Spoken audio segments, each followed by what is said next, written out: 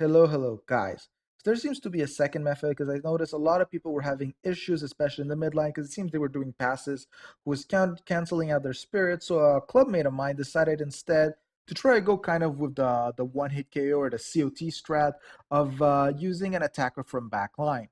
Now, again, this can be worked with any of the free legendary attackers. Those are ideal. If you're not using a legendary, it might not work. You can borrow a legendary. That's completely fine since most of them don't have a backline bonus placement anyway. If you look at the front line, 2 damage increase. These two are the best because they will give 0 defense, stopping all co-op defenses. And at the same time, they both do damage increase. Aslan is just good because you have an attacker, but she's not mandatory for this to work.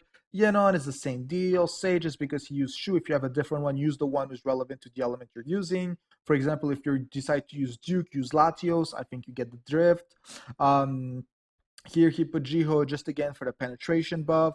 The backline, once again, is very simple. He also believes in the power of Celestia. She's facing the striker. The striker is centered. That's why. Alios is to increase Shoe Sparrow, who's a pretty good strat in this mode. And he also has Golf. The reason he insists on penetrating mid is because, question mark, we don't know what her name is. She doesn't stack when you hit her, who really does help counter the stacking of that line. And again, any goalkeeper that self-heals and is able to survive.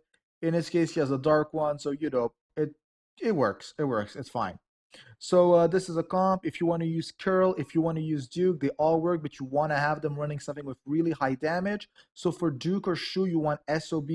For Curl, you're going to want Wind Collar. But yeah, you can borrow these. It's completely fine if you borrow them. Again, it's in backline.